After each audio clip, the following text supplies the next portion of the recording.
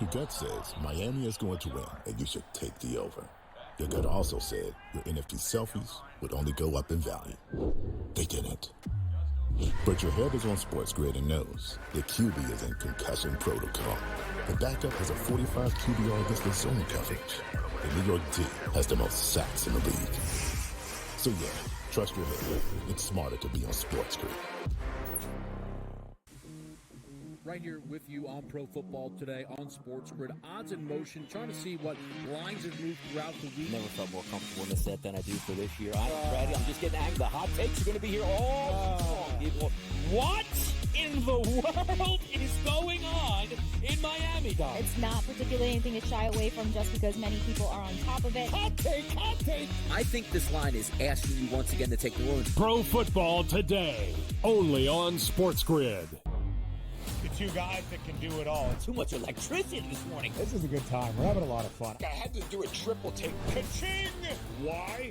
Because of parity. I didn't mean to offend. Yeah, it's not going to happen. Load management is a dirty word. Let him rip. You know what? Circumstances provide the results. What? How do you do this once? Oh, Donnie, you got such a good show there. A network that is booming.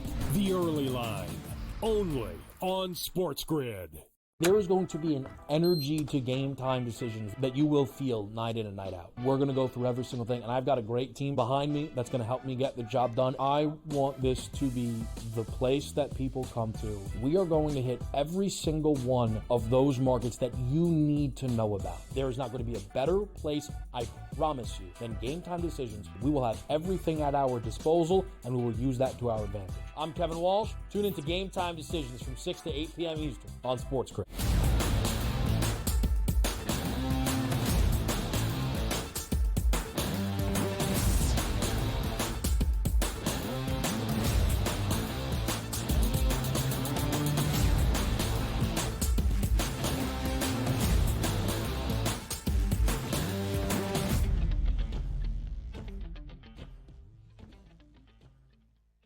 Welcome to hour number 2, live right here on the Early Line on SportsGrid. It is a Thursday. He is Donnie Rightside. I am Ben Stevens. And a Thursday means a new week in the National Football League. Week number 14.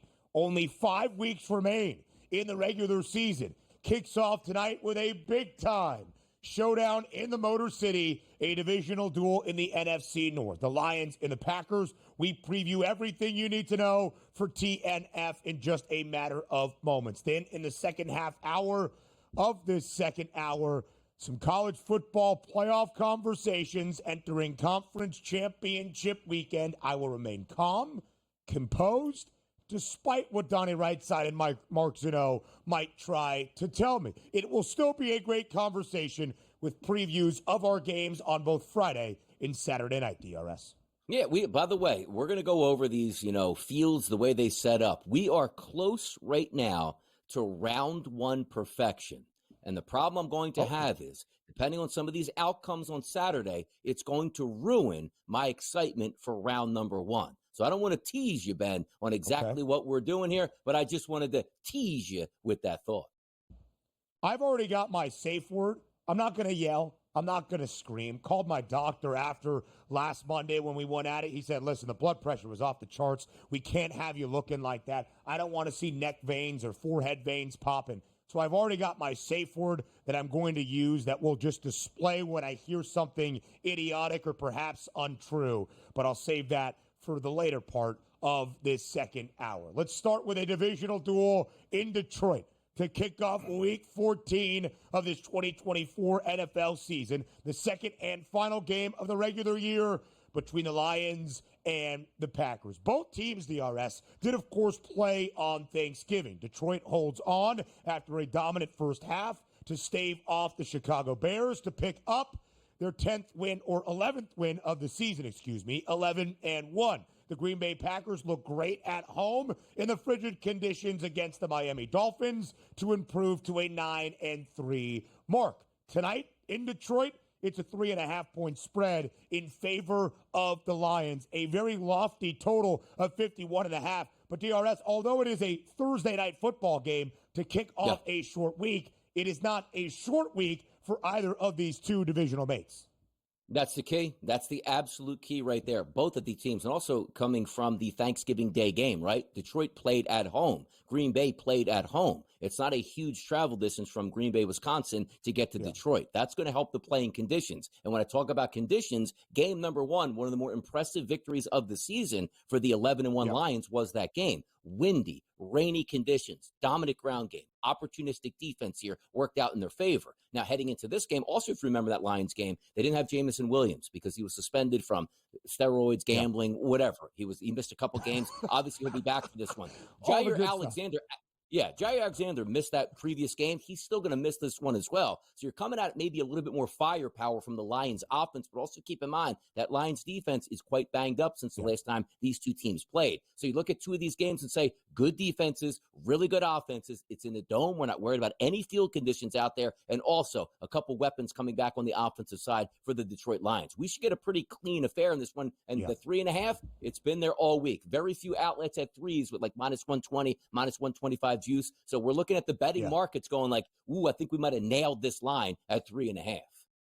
Yeah, this line has been pretty stout, DRS. 3.5 in favor of the Lions. It would make sense. The best cover team in the NFL the last 3.5 seasons. The total has also stayed pretty much there at 51 and a hook. Both of these two teams, Green Bay and Detroit, under in 2 of 3 divisional games so far this season, including that first matchup about a month ago in Lambeau. But that game was cold, windy, rainy. We weren't sure Jordan Love was even going to play because he injured his knee early in the second half of the week prior in Jacksonville. Detroit won that game 24-14. As we look at the 3.5-point spread, though, DRS, the Lions have covered in 9 of 11 wins this year. They did not cover on Thanksgiving against Chicago. Certainly covered that first half line. But as a favorite since the start of last year, when they were expected as the favorites to win divisions, to contend for a conference crown,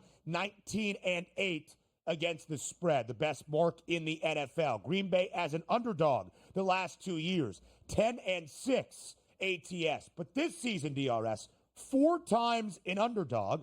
They have won outright twice. They have not covered the 2 other games. Both of the non-covers came with Jordan Love starting under center in the Sao Paulo opener in Brazil against Philadelphia, and in that first matchup at home in Lambeau against Detroit.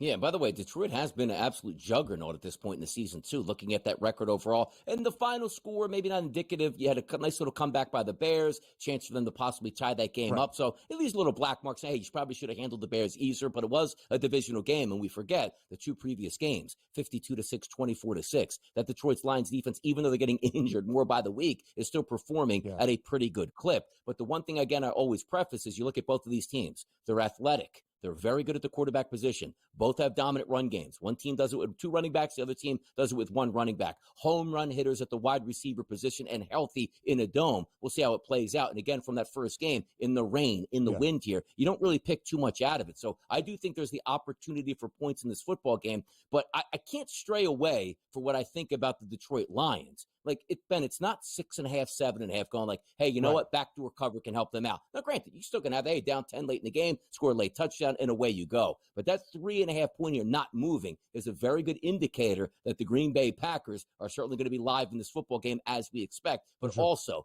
they move that thing as an even number to -3. You're going to get a freight train of money coming in on the Detroit Lions saying, just to win at home as roughly the best team in football. So I agree. This line not moving is very interesting, which leads me to believe it's a Packers line, if that makes sense. Let's see if we get some movement throughout the day. But I expect weapons on both sides and a clean game. And to your initial point, Ben, the fact that this is not a true Thursday night game, fantastic. We should get fireworks tonight and the best of the best out of both teams.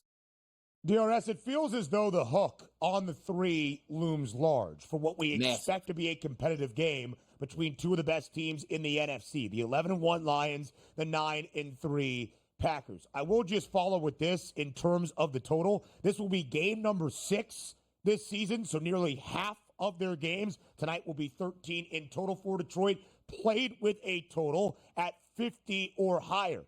Under in 4 of the first 5 for the Lions when the total has been at 50 or better. Green Bay, first game this year, which actually kind of surprised me, with a total north of 50. Just something to keep in mind when you see that 51 and a hook. DRS will dive more into the outcome of this game, its implications here with just 5 weeks remaining in the regular season. But the Lions remain the short favorites in the NFC at plus 150. Detroit is minus 460 to win this division. Detroit has been perfect so far in its divisional games, including a win against the Packers and the Vikings. But it's not like Detroit has a monumental lead. They're a game up over Minnesota, only 2 games in front of the Packers, a big-time divisional duel to kick off Week 14. You're right. And also, we were doing it on the desk on Sunday here, looking at this game, the Detroit team, and saying it's minus 700, Ben. And they won last week, and it dropped, and rightfully so. I think people are saying, man, you really good football team in Minnesota, really good football team in Green Bay. That's a crazy number. That's why it dropped here, particularly at the FanDuel Sportsbook. In the outlook beyond even the division, that comes your way next.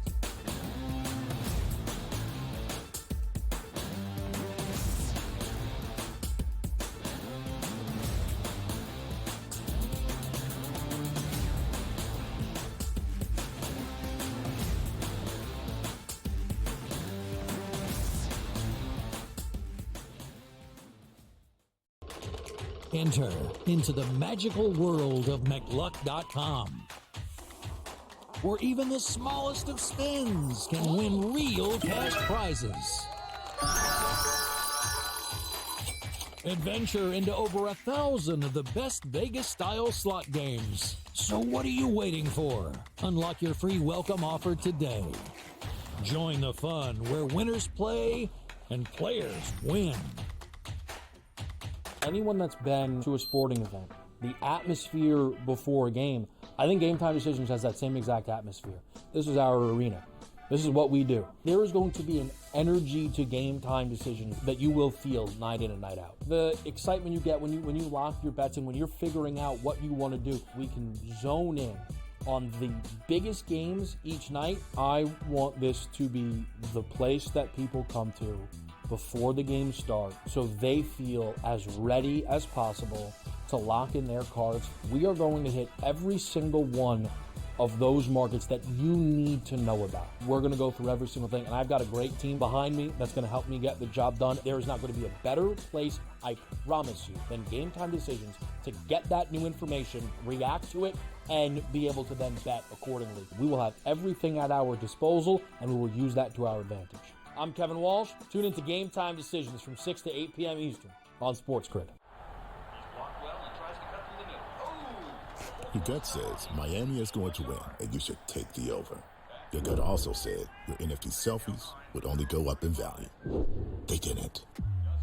But your head is on Sports Grid and knows the QB is in concussion protocol. The backup has a 45 QBR against the zone coverage. The New York D has the most sacks in the league. So yeah, trust your head. It's smarter to be on Sports Grid.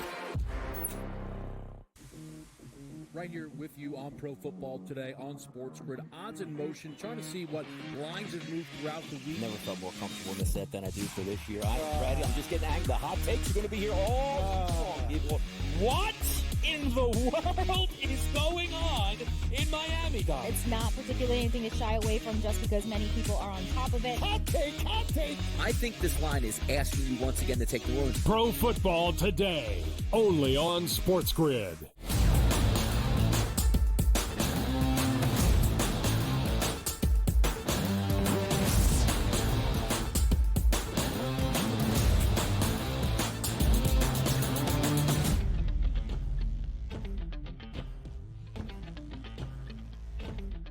The player prop component for Thursday Night Football in just a moment. But DRS, I do want to continue the overall outlook for the Detroit Lions and the Green Bay Packers entering a monumental Week 14 showdown tonight in the Motor City. Detroit is the best team in the National Football League, 11-1, a cover in 9 of 11 victories. For the first time, the Lions are favored to win a Super Bowl. That change actually happened just over 2 weeks ago. But it is worth noting every time, DRS, because Detroit has never played, let alone won, a Super Bowl in franchise history. And still for Green Bay, 9-3 this season. Maybe not going to catch Detroit in the NFC North as the odds might have expected entering this season. Minnesota, in fact, sandwiched in between the two with that second best mark within the division. We know Detroit is the best team in the NFL right now, both on paper and what we see with our eyes. Their next best competition,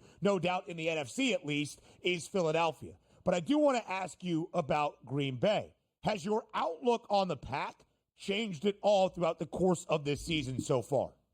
No, very good team, legitimate chance to win the NFC, and if they put it together, can win a Super Bowl. It really hasn't. And based on, well, Donnie, they're not even in second place in their own division. It doesn't matter. Those teams are all lumped in together with Detroit Lions being the best team in that division. I thought that from day number one, really ramped that up by the end of September, early October, as me trying to identify them as the best team in the NFC, which I still think they are, and obviously getting a good charge there from the Minnesota Vikings and the Philadelphia Eagles. Yeah. The problem here with Green Bay is they play in such a tough division where you're not probably going to get maybe a home field advantage in the playoffs at Lambeau, which is a big thing. Now, they're talented enough to go on the road and win. You saw that last year. Remember when they showed up to play Dallas and absolutely boat raced them in Jerry World, which had Jerry basically speechless after that game. The talent level, if they hit their ceiling, is fantastic. So no, Ben, even with their record now and in third place, which is still a very good record, my mindset hasn't changed. You don't really want to face the Green Bay Packers in the playoffs. They can beat you anywhere.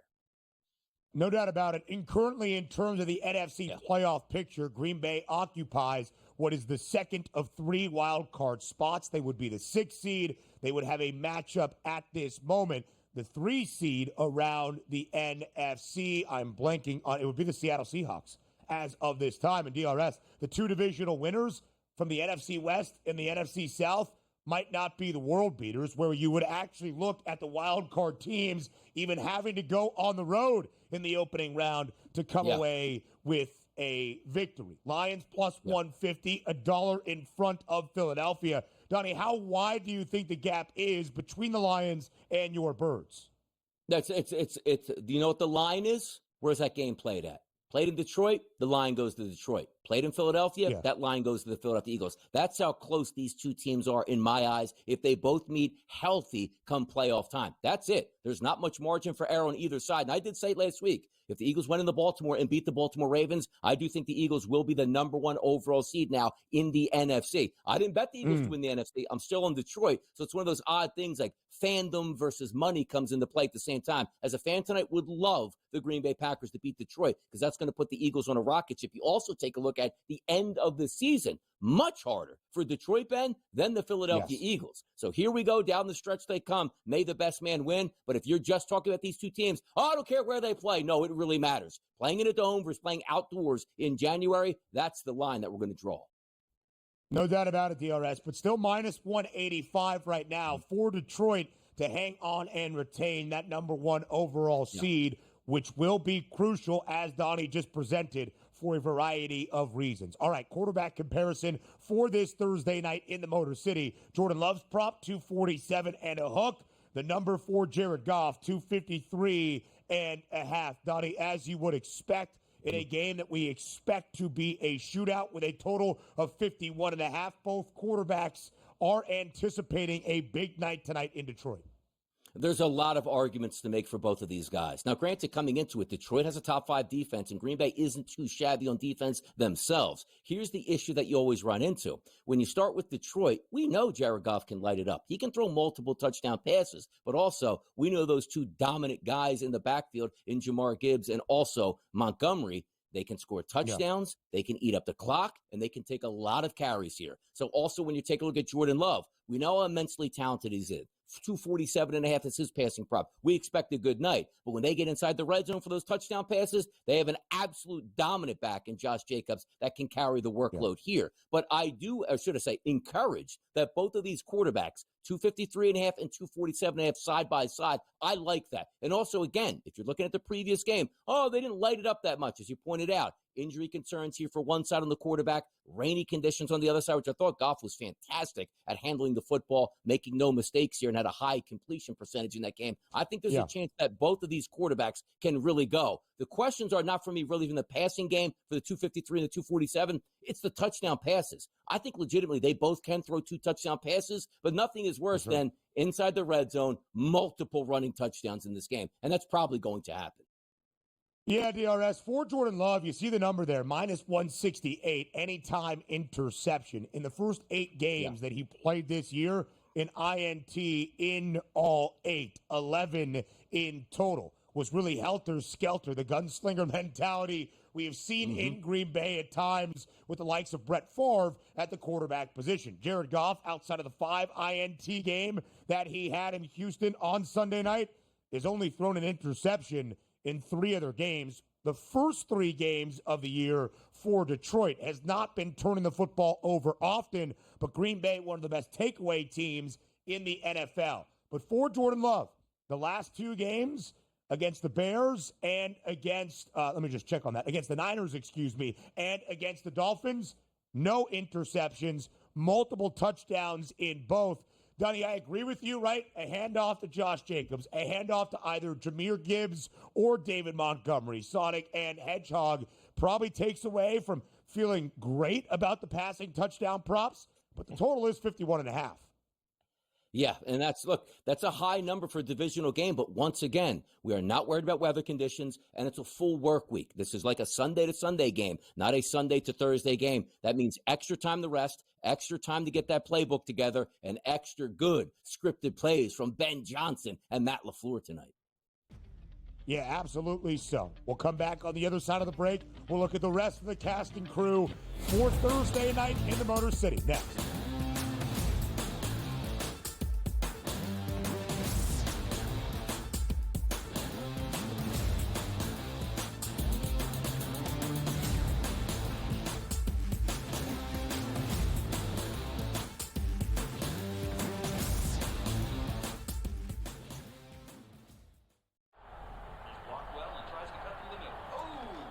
Your gut says Miami is going to win, and you should take the over. Your gut also said your NFT selfies would only go up in value.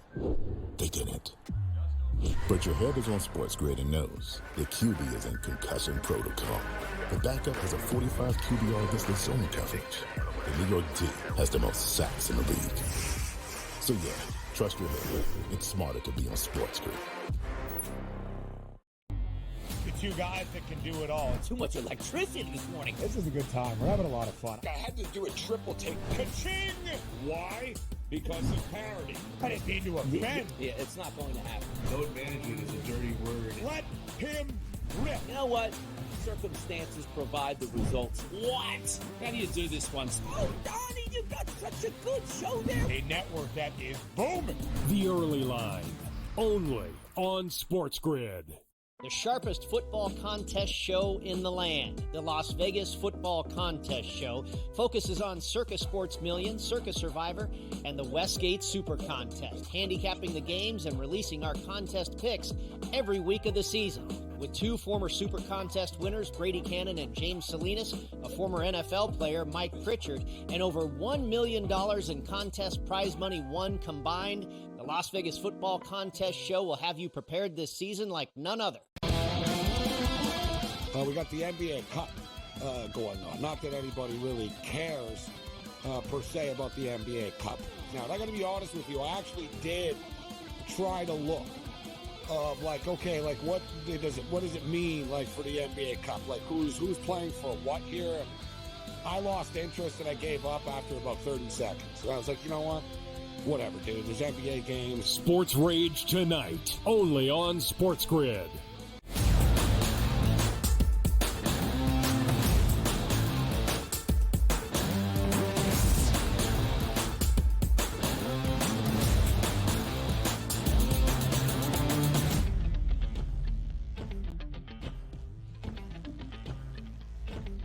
Let's keep looking at those player props for Thursday night football in Detroit between the Lions and the Packers. DRS from the QBs to the guys alongside them in the backfield.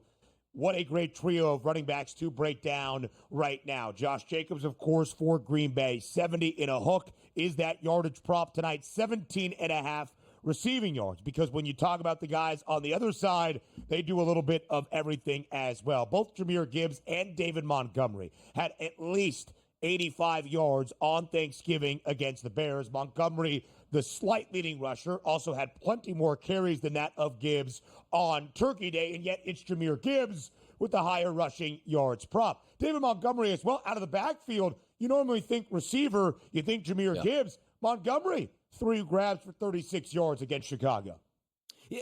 There's no changing of the backfield in Detroit, which I have a lot of respect for because that's tough to handle. Anytime you're looking at top flight wide receivers, they always want the ball. Top flight running backs, they always want the football. But it's really worked out in a favor for Detroit, which seems like both of these guys, Sonic and Knuckles, are happy with what they're getting because it seems like you get a touchdown. All right, I'll give the next guy a touchdown. All right, you got a drive here. I'll give you the next drive. Yeah. So it's all working well. And typically, Ben, when you're winning, it masks a lot of deficiencies there. And I'm not saying there's any deficiencies in the running back, but just between the two where the animosity might creep in. But you look at Jahmyr Gibbs, 5-game stretch here. Last time they played at Green Bay in the rain, in the wind, 65 rushing yards, 71, 69, 90, and 87. And look at the yards per carrier. 5.9, the low was 3.7 against Houston, but then 6.3, 4.3, and 9.7. I always like to take the guy with the explosive runs. And also, if you're just looking from an angle of, let me take the longest rush, look at the last 5 games, 18, 20, 23, 17, and 28, man. Jahmyr Gibbs, anytime he touches the rock, can bust a long run, and that's what I love about him. I probably would lean towards Gibbs in this game over Montgomery in the backfield for the Lions. Now I know why you were laughing, because I said Sonic and Hedgehog. Yeah, you did. It was nickname. Good. Yeah. I was wondering why. I'll actually like that Sometimes better. I'll say something. Yeah. That's not bad. Sonic and Knuckles, of course. Well done, DRS. And you see those anytime touchdown prop numbers for both Gibbs and Montgomery. Both minus 150 or greater than minus 155 for Gibbs. He has scored in 8 of 12 games. Montgomery in 9 of 12 games. Neither guy scored last week, but basically each and every game, either is liable to get in the end zone. 51.5 is that total tonight, and you see what is expected. Josh Jacobs, by the way, has been great in his first year in Green Bay. DRS, we might look back on this offseason and think about those running back acquisitions. Saquon got the big deal. Josh Jacobs got more than $8 million $12 million per year to go to Green Bay. And, of course, Derrick Henry to head to Baltimore. What these guys have all meant for their new squad and the idea that running backs would never be paid again. Maybe that market and that idea is starting to change, and Josh Jacobs is proof of that right now for this Packers offense. I never thought we would see a big comeback as the running back position, at least the paid running back position. They were literally a one free agent offseason away from nobody's going to make more than $750,000 ever again as a running back to, all right, there's some county guys out there, let's take a flyer. And usually the flyer would be Deshaun Watson at quarterback. Can you imagine if Deshaun Watson was a 4-time Pro Bowler or 3-time Pro Bowler now for the Cleveland Browns? Every single quarterback that came up on the free agent market would be 100% guaranteed contracts because it can work. Now you look at the running back position. You can't pay it. You can't pay it. Look at the guys that went to different teams. Derrick Henry, Saquon Barkley, of course, Josh Jacobs. Each one of those guys in the conversation to be one of the best players in football, paying off for their organizations. Boy, they did wonders for the running backs getting paid in the future now. They really did. DRS, Josh Jacobs only 1 touchdown in his first 7 games in Green Bay. He's got 7 in the last 5, scoring in 4 of the last 5, including 3 consecutive. Let's talk pass catchers now because there are a ton of numbers to dive through. The 3 guys that we have for Green Bay, Jayden Reed, Christian Watson, and Tucker Kraft, Amon-Ra St. Brown, Jameson Williams, and Sam Laporta for Detroit. Amon-Ra has not scored in 2 consecutive games, did not score in the first 2 games of the year for Detroit either. Then he went on an 8-game run, finding pay dirt at least once. I kind of like that price tonight. Yeah, it's a good price tonight because he is a legitimate red zone threat. Now, we always worry about the running backs getting the football, but how many times did Detroit, instead of running the out fade with a smaller wide out, that slip screen is so dominant inside the 10-yard line to Amon-Ra St. Brown. I can see that happening. Jameson Williams, 49.5. You're not getting any discounts across the board, but the one guy that is high is Jayden Reed for a reason, 62.5. I think there's a legitimate chance Jayden Reed needs to go off tonight for Green Bay to be in this football game. That's one of the wideouts I look at from the Green Bay side, too. Plenty more from Thursday Night Football a little bit later on in the show. College football playoff reaction.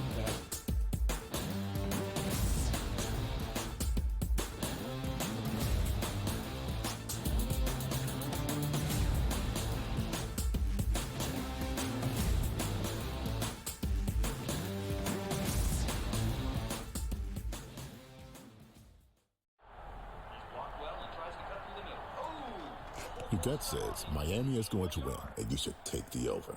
Your gut also said your NFT selfies would only go up in value. They didn't. But your head is on SportsGrid and knows the QB is in concussion protocol. The backup has a 45 QBR against the zone coverage. The New York D has the most sacks in the league. So yeah, trust your head. It's smarter to be on SportsGrid. The two guys that can do it all. Too much electricity this morning. This is a good time. We're having a lot of fun. I had to do a triple take. Ka-ching! Why? Because of parody. I didn't mean to offend. Yeah, it's not going to happen. Load management is a dirty word. Let him rip. You know what? Circumstances provide the results. What? How do you do this one? Oh, Donnie, you got such a good show there. A network that is booming. The Early Line, only on SportsGrid. The sharpest football contest show in the land, the Las Vegas Football Contest Show, focuses on Circa Sports Million, Circa Survivor, and the Westgate Super Contest, handicapping the games and releasing our contest picks every week of the season. With two former Super Contest winners, Brady Cannon and James Salinas, a former NFL player, Mike Pritchard, and over $1 million in contest prize money won combined, the Las Vegas Football Contest Show will have you prepared this season like none other. We got the NBA Cup going on. Not that anybody really cares per se about the NBA Cup. Now, I got to be honest with you. I actually did try to look of like, okay, like what does it mean like for the NBA Cup? Like who's playing for what here? I lost interest and I gave up after about 30 seconds. And I was like, you know what?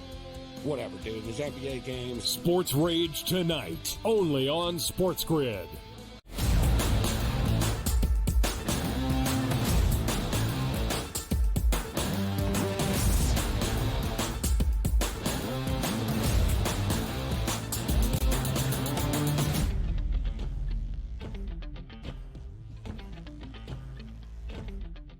It is conference championship week in college football. And on Tuesday night, we had our fifth set of rankings revealed from the college football playoff. I was live on Game Time Decisions with Old K Dubs, Kevin Walsh, to react instantaneously. Some more reactions just a day away from the start of conference championship weekend in college football here on the Early Line. To help us do that, Mark Zinno, the mouth in the South, is here on this Thursday to go all around college football, to look at the CFP rankings and what thus is at stake for this conference title weekend. Zinno, as always, we appreciate the time.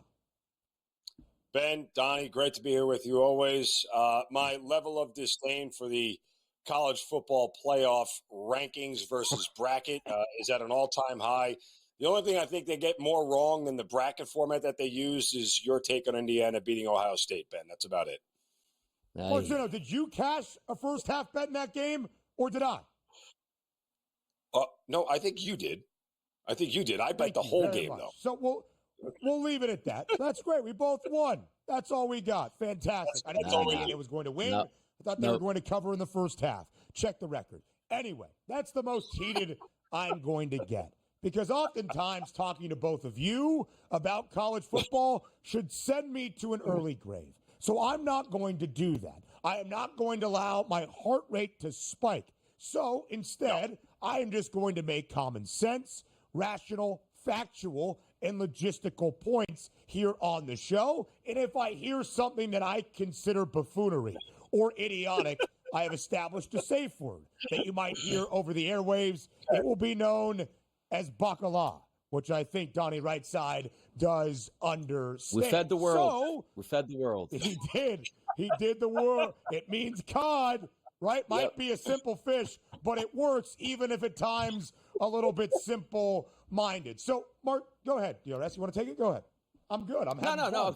No. But yeah, I'll throw it right back to you, but we're aligned on the same side. If you notice the color coordination on screen between two of the three people here, Ben, I don't know. Yeah, It'll be fun. It'll be fun at this point. Yeah, it should be a good time. Let's get it going. Let's get it going. So you guys are already on it. I know you're in cahoots. It's fine. Bacala, bacala, bacala. College football playoff rankings reactions, as you look at the top 25, what is most important, of course, is the top 15. and I would argue who is at 11 and who is at 12. Alabama, as of this moment, would earn the final at-large berth to the college football playoff if things go chalk throughout conference championship Saturday. That's a big if. But Alabama is in that pole position, not Miami, not the other three-loss SEC teams in Ole Miss or South Carolina. So, Zeno, the rankings overall, what is your biggest grievance with what the College Football Playoff Selection Committee displayed on Tuesday night? I mean, again, it's hard to separate the rankings versus the structure that they're using. I tweeted this out. Look, I had enough of this Boise in the 4-seed crap. Like, this is just ridiculous. There is no world where Boise deserves a bye, okay, as the, quote, fourth best team in the country. They're not. They're not even close to it. There's a dozen teams better than Boise, and the fact of the matter is that the way the structure they set this thing up is ridiculous. I have all the respect in the world for SMU, but they're certainly not the third best team in the country and deserve a bye. Like, that's not what this should be. I don't know why we have to do this ridiculous system. Rank the 12 best teams, top 4 get a bye, end the conversation. Like, that's really what this is about. And what has been set up from this thing, which, again, I don't know if you heard 2 weeks ago, Steve Sarkisian of Texas, Lane Kiffin of Ole Miss had this back and forth. It wasn't directed at each other, but they were talking about conference championship games and should they matter, and is it more beneficial to play in one versus not play in one? Penn State and Notre Dame are going to wildly benefit from not playing this weekend, right? Like, if this was the old 4-team system, Ohio State, Penn State not play. I'm sorry. You're right about Penn State. I'm sorry. Notre Dame and Ohio State are going to benefit from not playing this weekend, right? And again, think about what the situation for Penn State playing this weekend. If they were to play this weekend and lose in last year's format, they would likely be out, right? Mm-hmm. Like, this would be an elimination game for Penn State because a 2-loss team wouldn't get in. Notre Dame would certainly already be in because they don't have to play this weekend and take a second loss. This is why I was anti-expansion. Because, again, these games take less value. These games hold less weight because it doesn't matter really what happens to Penn State this weekend. They're going to the college football playoff. Notre Dame isn't going to be dinged for not playing in the conference championship game. They're going to the college football playoff. While we've opened the aperture up and there's this great conversation about Alabama, Ole Miss, South Carolina, who belongs in and who doesn't, in reality, the drop-off between those teams and the top 2 or 3 is so great it doesn't really matter in the grand scheme of things. So, again, I look at this, the ranking system. I really think they need to get rid of the automatic bids. I mean, if this is proof of this whole thing, this is utterly ridiculous because there are 5 or 6 teams that would wax Boise State and SMU, and that's fair. And, oh, by the way, I hate to break it to you, because losses actually matter, Boise State's not even the best group of 5 team. That's Tulane. And unfortunately, because Tulane lost as a double-digit favorite last week to Memphis, they're not in this conversation anymore. Remember, Notre Dame lost as a double-digit favorite to Northern Illinois, but they did it in the beginning of the year, and Tulane did it at the end of the year, and ultimately look what happens and look what the difference is. Yeah, certainly not the smartest people in the room are the people actually making the decisions, because everybody knew how stupid it was in the mythical national championship era to vote on teams that didn't even play each other as the best team in the country. Then we got marginally better with the BCS, and everybody got upset with that. Then we go to the playoff, and we still got upset with it. So I like the expansion of the 12, but we need more. I understand that. And yes, we can go over the buys that are getting it. They don't make any sense. But the question I want to ask you, Mark, is last year a big-time precedent was set in the College Football Playoff Committee and the shows they had. They basically told you a week before the season ended, look, Florida State wins their division, and as the ACC or conference, they're undefeated. Like, there's no precedent to take them out. They thought better that Saturday night into Sunday and remove them from the equation and put another team in ahead of them. So the fact that the committee is actually telling you now, like, nope, we're not going to reevaluate, I don't buy it here. Like, and I call it sometimes crowdsourcing. Let's put this out here and have the people talk about it and see some of the ideas they come up with. So, Mark, my question to you is, are we officially thinking that Miami is out because they said that 2 days ago, as opposed to last year, Florida State is stone cold locked into that 4 spot if they just win their conference, and they did, and then they got left out. Are changes coming based already upon what that committee has told us on Tuesday night? Yeah, because if Clemson beats SMU, can you argue that Miami still isn't the best team in the ACC? Right? Like, I mean, this is the weird scenario that the automatic bids have created that really is a problem. I mean, it throws things up. Clemson doesn't deserve to be catapulted into the top 12 just because they won the ACC. They're not a top 12 team in the country. That's readily apparent to everybody. And so this is the idiocy that this whole thing has come up with that I just genuinely disagree with. To your point, again, about reevaluating. Yeah, they absolutely have to reevaluate things after a given week. And if you don't play, you can't be reevaluated because you don't have a new data point. That's the benefit to not playing in your conference championship game. The benefit is if you go and win, and you look, if SMU wins by 2 touchdowns, guess what? No one's going to have a problem with them being a 4 seed, right? Yep. Because they won their conference as an ACC. They're a 1-loss team, and they won their conference championship. It all fits in nicely. But if you lose it, then we have a whole different set of conversations.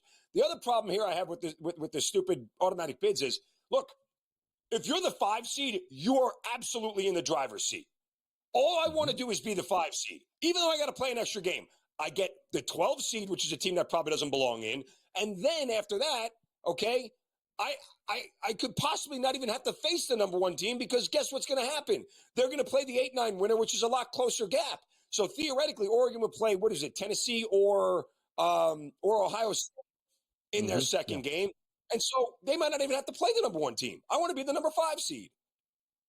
It's another component that I think is a little bit underrated or perhaps under-discussed right now of Conference Championship Weekend. What happens to the loser of the Big Ten and the SEC title games? Will they fall down a seed line? Because Penn State right now would be the 5, and as Zinno said, a desirable spot. More from the college football playoff next.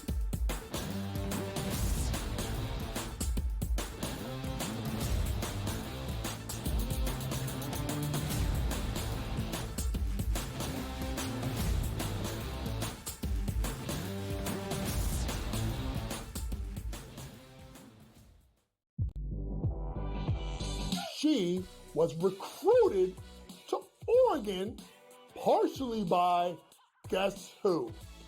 Mark Campbell and Xavi Lopez. They know what they're doing. And I'm going to say this right now, folks. I'm going to say this right now. Mark Campbell is one of the 5 to 10 best coaches in women's college basketball right now. Betting above the rim. Only on Sports Grid. The 2 guys that can do it all. Too much electricity this morning. This is a good time. We're having a lot of fun. I had to do a triple take. Ka-ching! Why? Because of parity. I didn't mean to offend. Yeah, it's not going to happen. Load management is a dirty word. Let him rip. You know what? Circumstances provide the results. What? How do you do this one? Oh, Donnie, you got such a good show there. A network that is booming. The Early Line. Only on Sports Grid. We got the NBA Cup going on. Not that anybody really cares per se about the NBA Cup.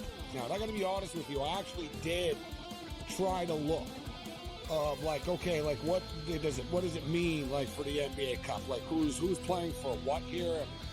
I lost interest and I gave up after about 30 seconds. So I was like, you know what? Whatever, dude. There's NBA games. Sports Rage tonight, only on Sports Grid. He also said that the Bears head coaching opening would be the most coveted job after the season. They'll let that guy stay. I heard today that they were very worried about screwing up Caleb Williams, so that he likes this guy Brown so much that they may let him stay as the head coach. What a disaster that'll turn into. Pharrell Coast to Coast, only on Sports Grid.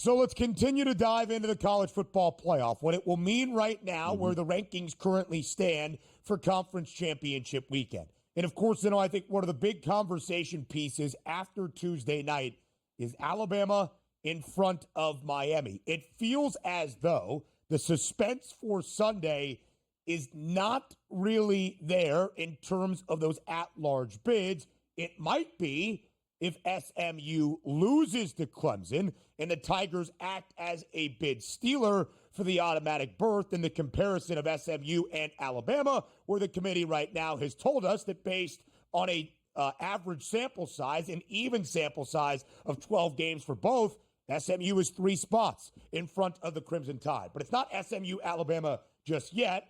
It's Alabama and Miami, and maybe Alabama, 3-loss SEC team, well in front of the other 3-loss SEC teams, Ole Miss in South Carolina. Zeno, strictly on the Crimson Tide, are you comfortable with Alabama earning what seems to be right now the last and final at-large berth into the college football playoff? Yeah. I mean, again, if we're going to have a conversation about South Carolina making the college football playoff, then that win that Alabama had, regardless of how tight it was over the Gamecocks, certainly has to hold a lot more water, right? If you look at the quality opponents that Alabama has beaten, including Georgia, they have a resume that stacks up against it. Do you want to hang the losses on Alabama for and I always wonder why people put more weight on losses than they do on wins. They lost to a Vanderbilt team that ended up being ranked for 4 or 5 weeks. They lost to a Tennessee team that's going to the college football playoff. Look, and the Oklahoma one is the hard one to explain. Just the same way the Kentucky one is the hard one to explain for Ole Miss. It's hard to explain how Notre Dame lost to NIU, but we're not downing them. Like, I always give one team a stinker. I will give every team one stinker loss that nobody saw coming. I think it's fair. It's football. It's really hard to do it for 12 weeks and beat everybody, especially by margin. So I think Alabama's in. I think if Georgia loses, they should be out. They should be out over Alabama and be out over Ole Miss. I don't care that they had to play an extra game.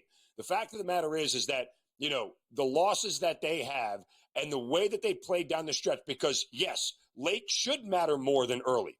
Right? It absolutely should. That's why it's better to lose early than lose late. So, yeah, the way the current form of Georgia, if they get beat, especially get beat resoundingly by Texas, they should be on the outside looking in, and Alabama and or Ole Miss and South Carolina should walk their way in. These games are going to change.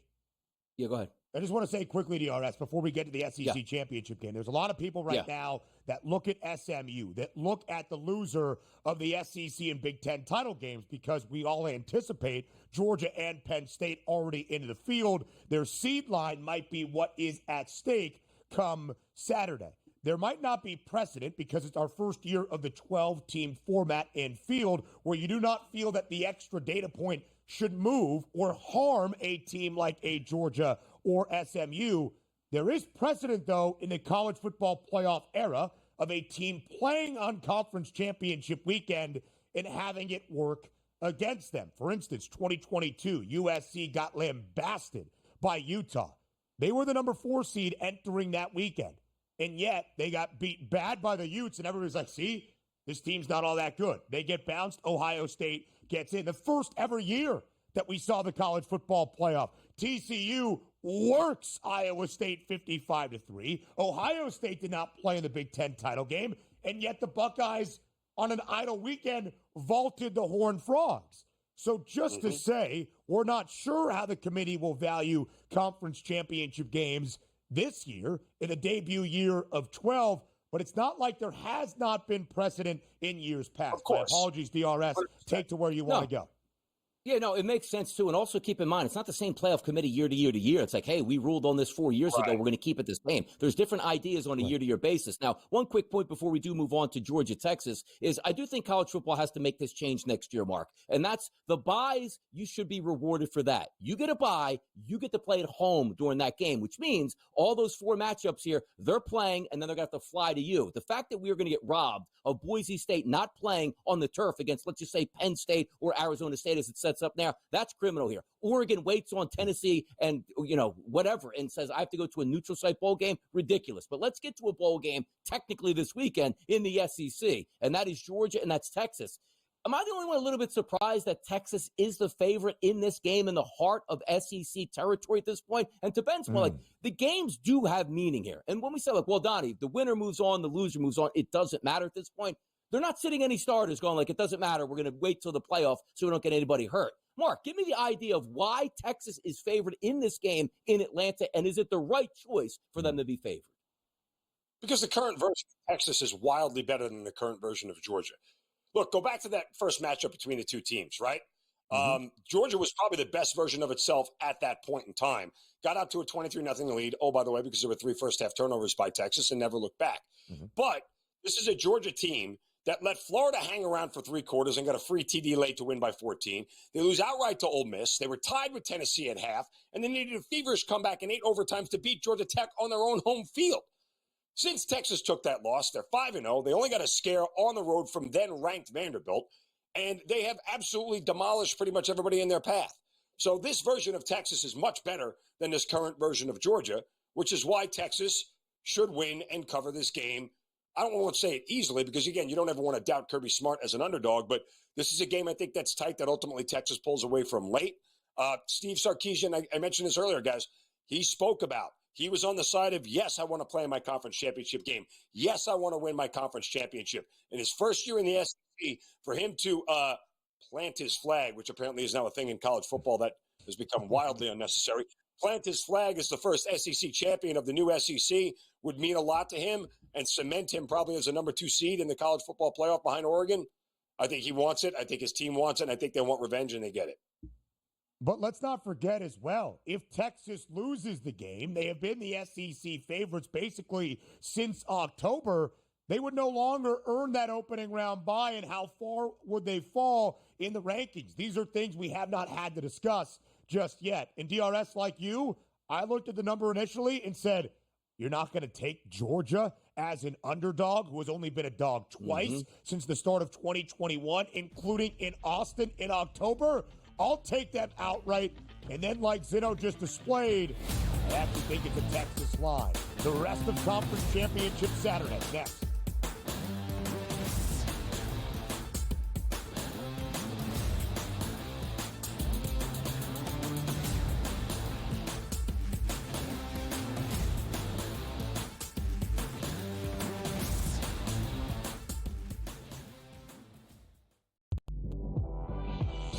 She was recruited to Oregon partially by, guess who?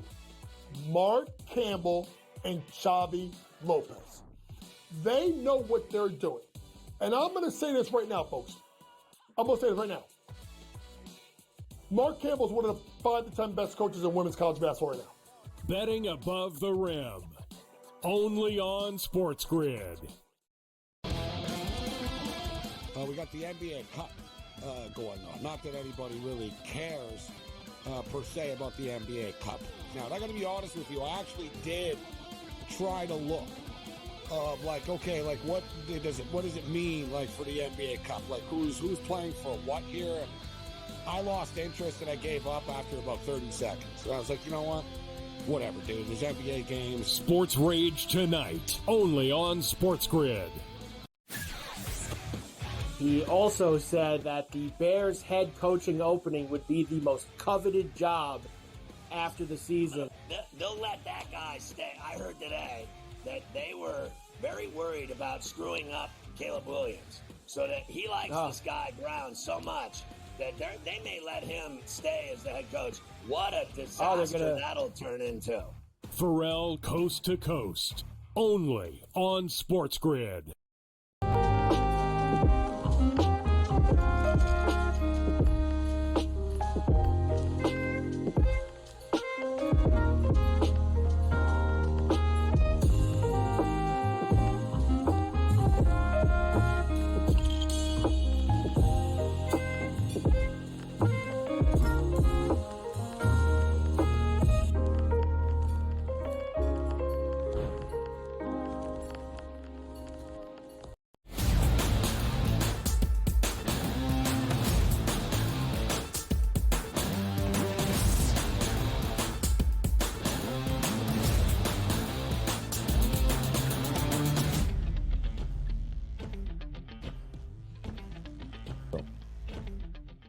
Live right here on the early line on Sports Grid. We got to preview 3 more Power 4 Conference Championship games on Conference Championship Saturday. From the SEC with the mouth in the South, he is now just once again Mark Zeno, who might be in attendance on Saturday night in Indianapolis, taking advantage of the discounted tickets after the Ohio State fans bought all their tickets to Indy to only see their team lose for a 4th straight year in the game against Michigan. So Penn State handles Maryland. It will be the Nittany Lions in a Big Ten title game for the second ever time with James Franklin against a newcomer in Oregon. This line opened at 3.5 points, and it's basically stayed right there. 3.5 points in favor of the Ducks. Total stands at 50.5. If you are watching the game in Indy, what is the wager going to be live and in person at Lucas Oil?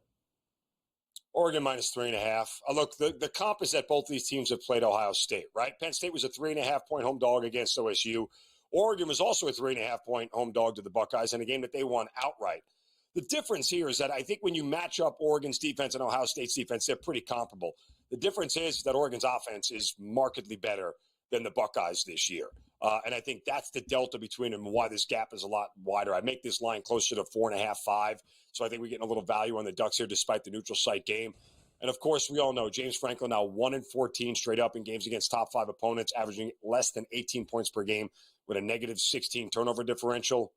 I mean, I'm going to go with Oregon here and lay the points. Night game here also, Clemson versus SMU. Clemson backs its way into the ACC championship game with a chance now to get into the college football playoff against 11-1 SMU. For the people that haven't watched a lot of SMU football, they're favored this game minus 2.5. Mark, is that spread right? And which side do you think you're going with? Look, this spread flipped, right? Clemson opened up as a -1 favorite, and everything came rushing in on SMU.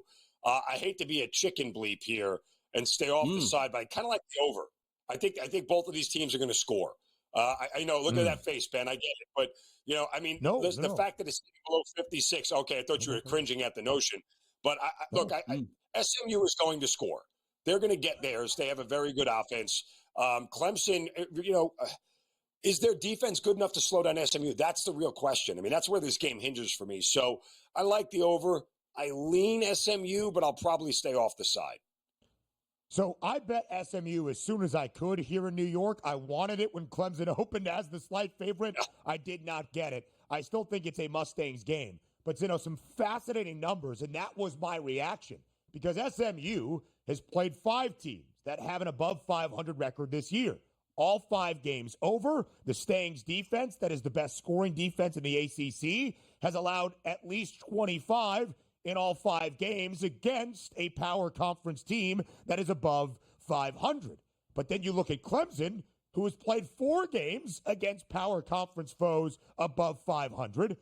They are 0-4 against the spread, 1 outright win in the final minute against Pittsburgh, and they have averaged just about 18 points per game in those 4, 3 of the 4 under.